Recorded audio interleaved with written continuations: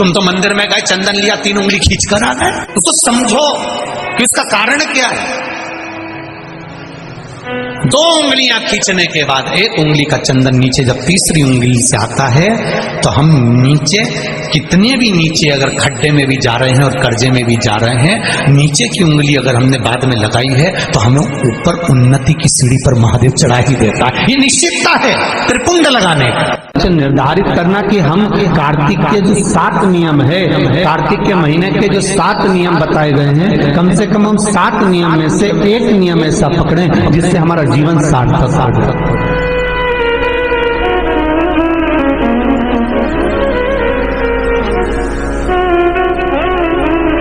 आप भले 7 नियम नहीं कर रहे कार्तिक के, भले 1 नियम करो, पर वो नियम हमारा पूर्ण चलना चाहिए, उसकी नियम की पूर्णता पूर्ण होना चाहिए। आपको कहा था कार्तिक के 7 नियम है, उसमें पहला दीपदान, दूसरा तुलसी पूजन, तीसरा भूमि पर शयन, चौथा शरीर पर तेल नहीं लगाना, 5वां सुंदर दलहन की चीजों का त्याग करना, और 6ठा ब्रह्मचार्य व्रत का पालन करना, और 7वां अपने जीवन में कार्तिक के महीने में चाहे वाणी का संयम हो, चाहे भोजन का संयम हो, चाहे शब्दों का संयम हो, चाहे दृष्टि का संयम हो, चाहे इंद्रियों का संयम हो, वो संयम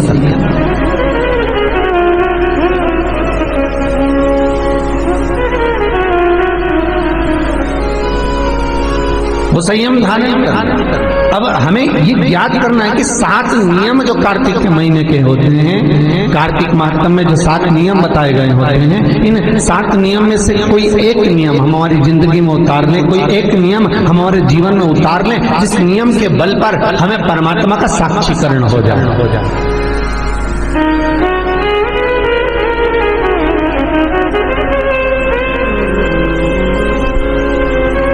कोई 1 नियम,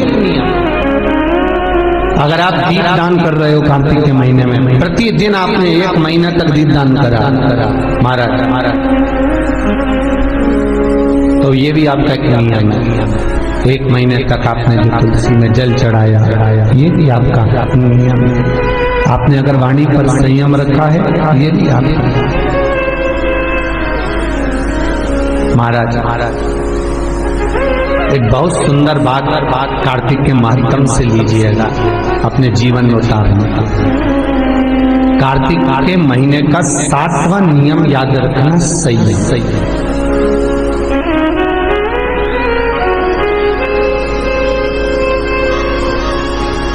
किस समय पर किस चीज का संयम होना चाहिए, ये हमारा है कि भगवान नंदी पर उल्टे बैठे। आपको पहले भी कथा में कहा, इंद्रदेव ने ये बात सामने रखी थी ब्रह्मा जी से कि ब्रह्मदेव, भगवान शंकर से कहो कम से कम सीधे बैठ जाए। भगवान बोले हम नहीं बैठेंगे सीधे। तो पूछा क्यों? कि हमारा कोई बाप नहीं, हमारा कोई भाई नहीं, बारात कैसे देखेंगे? आगे से नंदी देखेगा, पीछे से हम देखेंगे। इसलिए नंदी पर उल्टे बैठे के शादी करने जा रहे थे, बिल्कुल उल्टे। सबसे अच्छी दिशा कौन सी होती है? 4 दिशा हैं, पूर्व, पश्चिम, उत्तर, दक्षिण। सबसे अच्छी दिशा कौन सी है? पूरब और पश्चिम को लोग मानते हैं। पूजन करने बैठते हैं तो कहाँ बैठते हैं? पूरब और पश्चिम। ठीक है, पर शंकर उल्टे हैं, शिव उल्टे बैठे।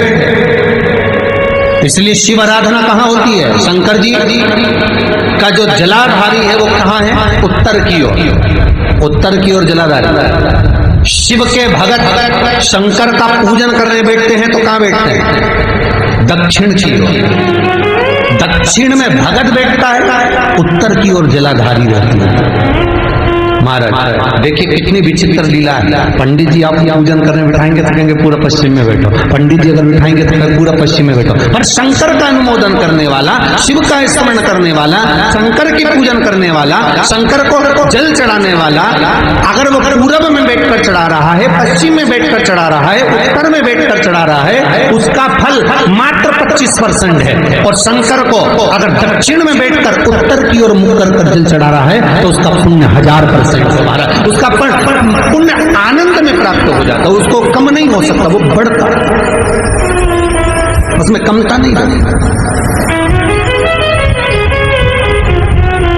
एक प्रैक्टिकल करके देखना, छोटा सा प्रैक्टिकल, छोटा सा है। मान लो किसी व्यक्ति को बहुत तेज बुखार आ रहा है, ठीक है, बहुत तेज बुखार है, कोई बच्चा है, कोई बड़ा है, उसको बहुत तेज बुखार आ रहा है, बहुत तेज।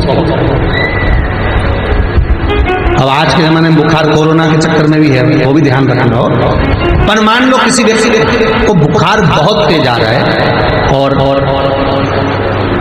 बच्चा तप भी बहुत रहा है, एक लोटा पानी महाराज लेकर जाइए, उल्टे हाथ में उस कलश को रखिएगा, सीधे हाथ से उस कलश के ऊपर हाथ रखकर लेकर ऐसे कैसे ही मंदिर में चले जाओ शंकर जी के।